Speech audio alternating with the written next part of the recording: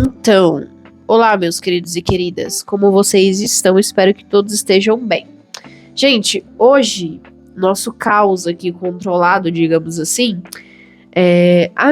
o meu objetivo hoje é concluir toda a matéria que está acumulada, tanto do meu curso de fotografia, quanto do concurso, que tá bem atrasado alguns estudos, e eu ainda quero, pelo menos, começar um artigo que eu vou escrever pro meu Substack. Gente, vocês viram aí que eu peguei um livro, né? Porque sempre antes dos meus estudos eu gosto de ler. Ó a grossura desse livro, porque são 3 livros de Nárnia, tudo junto.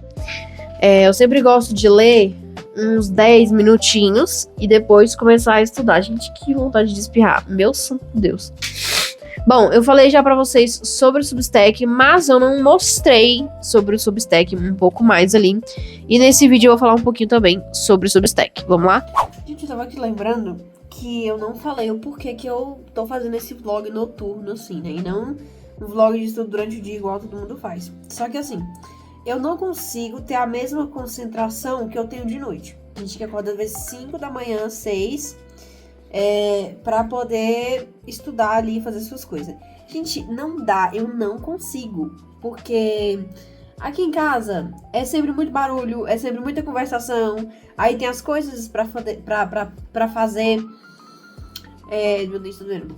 Então assim, não é sempre que dá que eu consigo estudar durante o dia, né? 90% das vezes eu não consigo. Acabei de abrir o meu Substack e, gente, eu dei de cara com um texto que eu não li ele ainda. Óbvio, né, que eu tô aqui gravando. Mas, assim, só o título já fiquei assim, uou. Olha o título desse texto. Pare de procurar motivos para ser feliz. Esteja satisfeito em Cristo. A busca constante por motivos para ser feliz apenas te impede de ter contentamento. E, cara, isso tem um pouco a ver com uma coisa... Ai, meu Deus. Mais ou menos com uma coisa que eu tava pensando em escrever. Esse perfil que tá aberto aqui, que é o meu perfil só tenho hoje, que é o Substack, já é um perfil que me ajuda e ajuda você a se conectar mais com Deus. Assim, mesmo que 1%, assim, sabe, bem pouquinho. O texto que eu escrevi é o cansaço do feed e a busca pelo silêncio. Porque, assim, a gente tem uma ilusão muito grande de estímulos, né? Mostrar uma frase que tá no meu Substack pra convencer você de ler esse meu Substack desse dia. Sem silêncio, Deus desaparece na ilusão do mundo. Sem Deus, o homem perde-se no vazio do próprio ruído. É do livro A Força do Silêncio, do cardeal Robert Sarah. E muitas vezes a gente entra num ciclo de ficar ali rolando, nos momentos de tédio, de estar sem nada pra fazer. Só que no fim, a gente tem muito pra fazer, mas a gente parece que perde o gosto pela vida. É igual a menina falou no começo lá a gente fica procurando felicidade, procurando alegria, procurando estímulo, quando é só viver. E aí, alguns dos subtópicos desse artigo, não vou atender número de São Paulo.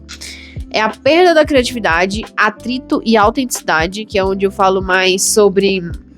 A gente vê que tudo tá muito igual, nada parece ser nosso, porque a gente tem, por exemplo, ali os streamings, e aí os streamings são pagos. E aí agora você tem que pagar pra tirar os anúncios do streaming que você pagou pra usar. Gente, isso não entra na minha cabeça, meu Deus. Antes, por exemplo, você comprava um CD, um DVD, enfim. Você ouvia aquelas músicas pro resto da vida. Os filmes também. Claro, né? Cuidando ali do seu CD, do seu DVD pra ele não arranhar. Mas não era uma coisa de que você comprava, mas aí você tinha que comprar de novo. Você tinha que pagar de novo, sabe? Rapaz, você está no stream, na igreja do tempo, pare um pouco para eu respirar. Por que tá azul? Ah, obrigada. Não sei por que tava azul não, mas ok. São 7 horas agora, 7h22. Eu vou começar os estudos agora. Eu sempre uso o Pomodoro. Sempre coloco 30 minutos. Sessões de 30 minutos pra mim conseguir fazer a sessão e dar uma pausa. Fazer uma sessão e dar uma pausa. Aqui tá 25 minutos. E aí eu tenho 2 que eu gosto de usar. 25 minutos e 1 hora. Só que eu vou mudar e vou colocar 30 minutos e 1 hora. Que aí eu vou estudar 1h30. E aí depois eu vou começar a fazer o artigo. Que hoje vai ser um pouquinho mais...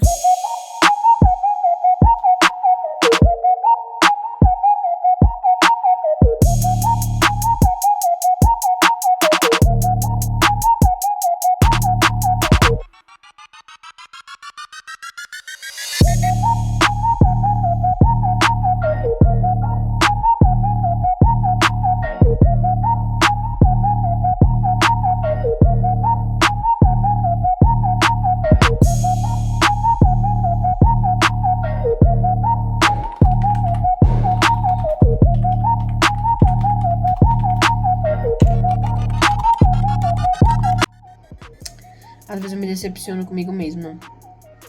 Porque, assim... Ai, deixa eu fechar minha porta. Ai, meu Deus. Tem horas que eu paro e eu fico enrolando, sabe? Tipo assim, eu faço umas certas pausas, eu fico enrolando. Porque como é um horário da noite, acaba que a gente já tá com um pouco mais de cansaço, de preguiça, de moleza e tal. São 10h30. Eu não terminei ainda, mas eu vou ficar aqui até terminar. E aí, só que qual é o detalhe? Eu acho que eu não vou conseguir escrever o artigo.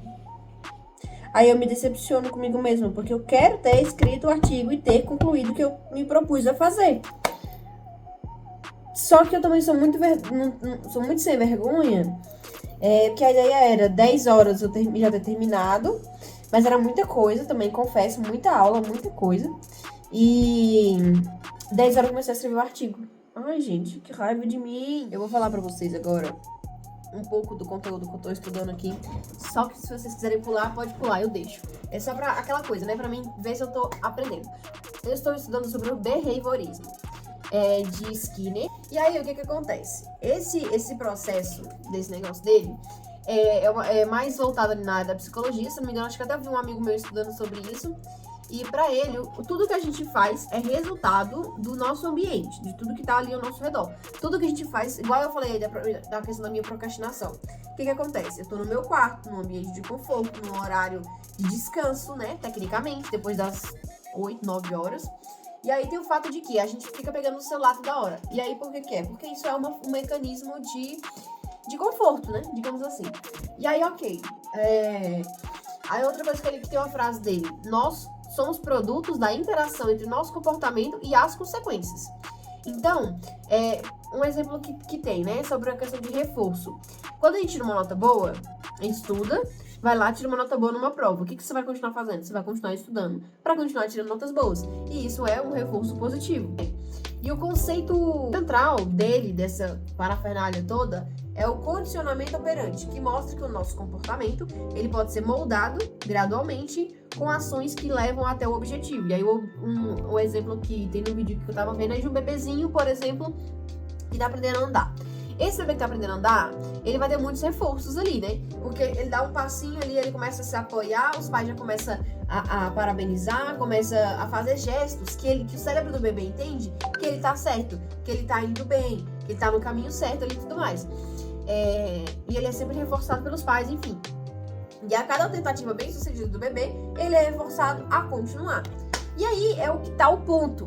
Por exemplo, eu me coloquei o objetivo de que eu vou estudar todos os meus conteúdos. Hoje eu não coloquei horário pra quando eu entender mais. Eu falei, vou estudar todo o conteúdo que eu tô pensando em estudar e vou escrever o meu artigo. Se eu não conseguir escrever meu artigo, que eu acho muito difícil, porque amanhã eu tenho que acordar cedo, já são 10h30, vamos relevar ali. Pelo menos o mais importante pra mim, o mais importante eram os estudos. E eu tô quase conseguindo. Se eu conseguir, isso vai ser um reforço de, pô, eu consegui. Eu coloquei um objetivo, fui lá e fiz o objetivo. Aí, quando for na próxima vez que eu vou estudar, eu vou colocar outro objetivo. E aí eu vou concluir. E aí, assim sucessivamente. E aí a gente acaba tendo reforços positivos pra nós. Eu vou procurar mais um exemplo, e eu acho um exemplo incrível, que é o exemplo do comercial da Coca-Cola no cinema no geral, né? Você tá ali assistindo um filme, e aí a pessoa abre a geladeira lá e tal, no filme, e aí aparece uma garrafa de Coca-Cola. Aí acontece ali na hora do intervalo, enfim, de um filme que você tá assistindo, você levanta feito um zumbi, de acordo com o que falou aqui no exemplo aqui, você levanta feito um zumbi, vai lá e compra uma Coca. Ai, porque você acha que você sentiu sede? Amor, você foi influenciado. Vou falar. Tô por aqui, são 00:10. Já teve dias, gente, que eu estudei até quase 1 hora. A meta era ter parado 00:30, mas porque é aquela coisa, né? A gente escova o dente, a gente vai fazer outras coisas e tal, assim, e a gente acaba enrolando. Eu não vou mostrar aqui pra vocês essa parte da rotina noturna, porque basicamente eu vou trocar de roupa e deitar. Então, assim, de estudos, foi isso praticamente, né? Eu mostrei um pouco aí do que eu tava estudando aí, da questão já até esqueci o behaviorismo, sei lá, enfim. Tava vendo aqui também sobre a agenda setting, que também é uma teoria muito engraçada, engraçada entre aspas, assim. Deixa eu contar pra vocês. A agenda 7, ela é basicamente o fato de que a mídia é quem determina quais os assuntos farão parte das nossas conversas ali no horário do nosso almoço com o nosso coleguinha de trabalho. Então, essa agenda 7 é como se ela ditasse aquilo que você vai conversar. Porque, querendo ou não, pensa só, você assiste jornal antes de sair de casa. E aí, quando você tá lá no seu horário de almoço ou encontrou com um amigo, você vai comentar sobre aquele assunto. Porque você viu aquele assunto, e aí aqui você abriu o Instagram, estava aquele assunto, você entrou no Facebook e estava o mesmo assunto. Olha só, qual que é o conceito-chave? A mídia não impõe opiniões de como você deve pensar, mas ela dita a pauta de qual você vai pensar. Então não é sobre como você deve pensar. É como se, tipo, uma indução, por exemplo, à esquerda ou à direita. Não. Ela vai te mostrar sobre o que você deve pensar. Né? Então é isso, assim. É sobre o que você vai pensar no seu dia de acordo com as notícias ali, etc e tal. E não como você vai pensar. Porque eles te mostram ali as coisas, e aí como você vai pensar, meu filho, aí já é contigo. Porque a mídia, nesse daqui na agenda 7, ele mostra que a mídia, ela não faz uma lavagem cerebral ali e faz com que você tenha, por exemplo, todo mundo tenha a mesma opinião partidária, por exemplo, né? Como a teoria hipodérmica, ela menciona, que é como se eles quisessem que eu quero que você seja de esquerda, ou eu quero que você seja de direita. E aí ele vai lá, pá, é como se fosse isso, entendeu? A bala mágica, eles achavam que era assim. Eles vão fazer um discurso e todo mundo vai aceitar, acabou, é isso. Não é assim, entendeu? Eles não entendiam que era assim, que não era assim que funcionava. E é isso, vou ficando por aqui e ó, beijos.